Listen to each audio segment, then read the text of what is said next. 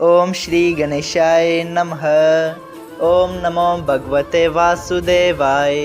हरे कृष्णा कृष्ण कृष्णा हरे हरे, हरे राम राम राम हरे हरे।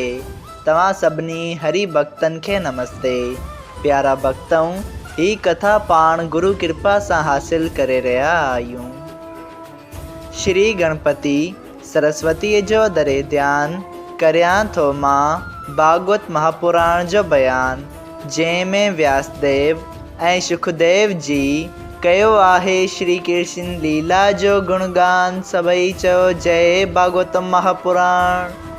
प्यारा भक्तों, कल कथा में पाण श्रीमद् भागवत महापुराण साहिब जे चौथे स्कंद जे 8वें अध्याय में ॾिठो हो त माता सती हिमाचल जे घर में माता पार्वती नाले सां जनम वठे थी ऐं पोइ शिवजीअ खे पंहिंजो वर बणाइण लाइ हज़ारां वरनि ताईं तप करे थी। तंहिंखां पोइ वञी महादेव जी उन्हनि सां विवाह कनि था। सभई चयो जय श्री कृष्णा।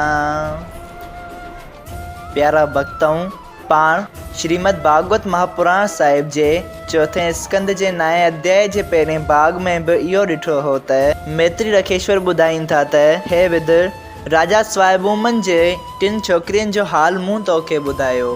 हाणे 2 पुट हुआ जिन जो हाल ॿुध। मैत्री रखेश्वर विदुर जी खे ॿुधाइनि था त उतानपाद खे 2 राणियूं आहिनि, जिन मां वॾी राणीअ जो पुटु ध्रुव आहे ऐं नंढी राणीअ जो पुटु उत्तम आहे।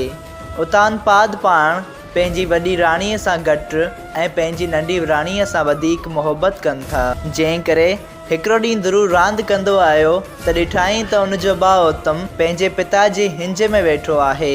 त हिन पंहिंजे पिता जी हिंज में वेहण जी कोशिशि कई त राजा उतानपाद उनखे वेहण न ॾिनो, छो त हू पंहिंजी नंढी राणीअ सां वधीक मोहबत कंदो हो। सा उते मौजूद हुई।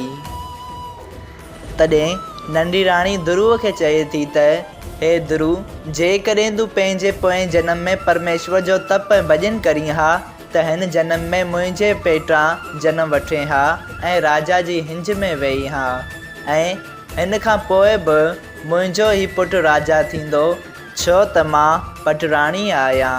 सभई चयो जय श्री कृष्णा।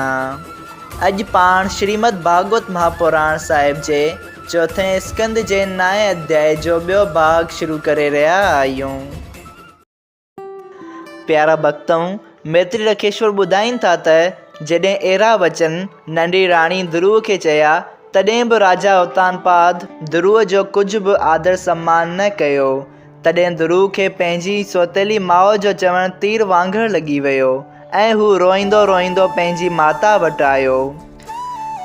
माता ध्रुव खे रोईंदो ॾिसी पंहिंजी हिंज में खणी वरितो ऐं भाकुर पाए चवणु लॻसि त हे पुटु, तोखे कंहिं मारियो आहे छा? तूं एतिरो छो थो रोईं? पर हिन अहिड़ा सुॾिका पए भरिया जो कुझु देरि ताईं ॻाल्हाए न सघियो। जॾहिं हिन जो रोवणु घटियो तॾहिं पंहिंजी माता खे ॿुधायईं त आउं राजा वटि वियो हुअसि, जो तुम मुंहिंजे भाउ खे हिंज में खणी वेठो हो ऐं मूं अञा बायो थिए त मां बि उन जी हिंज में वञी वियां त हुन मूं खे पंहिंजी हिंज में वेहण न ॾिनो। ऐं उत्तम जी माता मूं खे चयो त तो अॻे जनम में तप ऐं सुमरन न कयो आहे, उन करे तूं बदनसीब जे पेट मां पैदा थी राजा जी हिंज में वेहण जे लाइक़ु न आहीं।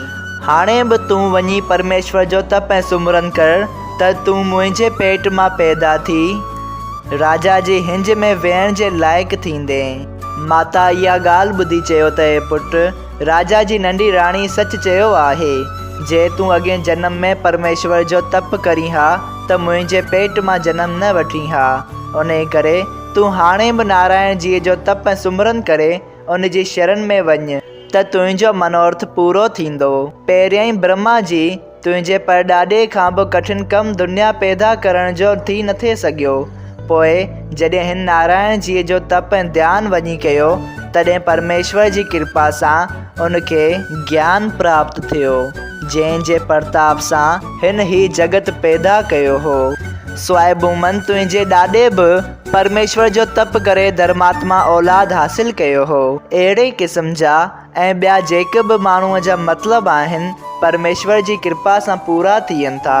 सो परमेश्वर जे तप करण सां तुंहिंजे बि मन जी कामना पूरी थींदी ऐं राजा मूंखे पंहिंजी बानीअ जी मिट बि नथो सम्झे ऐं जेका ॻाल्हि नंढी राणी चवेसि थी सा ॻाल्हि हू करे थो ऐं मां ॼाणां थी त राजा जे लाॾाणे खां पोइ त मतिलबु त मृत्यु खां पोइ हू मूंखां देश मां कढी छॾींदी। एतिरो ॿुधी ध्रुव ॾाढो शर्मिंदो थी परमेश्वर जी ॻोल्हा में घर खां ॿाहिरि निकिरी जंगल जो रस्तो वरितो, पर मन में इन ॻाल्हि जी सोच कंदो थिए वियो त मां अज्ञान बालक आहियां ऐं मूंखे परमेश्वर जो पतो कहिड़ी तरह पवंदो जो संदसि शरण में वञी पंहिंजो मतिलबु हासिल करियां।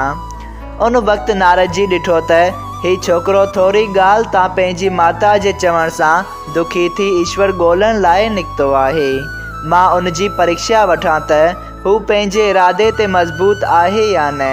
तंहिं करे हिन वटि नारद मुनि अची चयसि त ए राजकुमार, सभई चयो जय श्री कृष्णा। श्रीमद भागवत महापुराण साहिब जे चौथे स्कंद जे 9 अध्याय जो ॿियो भाग संपूर्ण थियो। प्यारा भक्तों, जेकॾहिं तव्हां ॼाणणु चाहियो था त नारद मुनि ध्रुव भगत जी कहिड़ी परीक्षा वठनि था ऐं तंहिं खां पोइ ध्रुव भगत खे कहिड़ो मंत्र ॾियनि था ऐं पोइ कहिड़ी रीत परमेश्वर सां ध्रुव भगत जो मिलन थिए थो, सो इन्हनि कथाउनि खे ॿुधण वास्ते असां सां गॾु जुड़िया रहंदा। सभई चओ जय श्री कृष्णा। अगरि तव्हां सभिनी हरि भक्तनि खे हिन कथा मां लाभ हासिल थियो हुजे त कृपया हिन कथा खे ॿियनि हरि भक्तनि सां शेयर कजो त उन्हनि जो बि भलो थिए ऐं तव्हांजो बि भलो थिए। सभई चओ जय सिया राम, राधे राधे।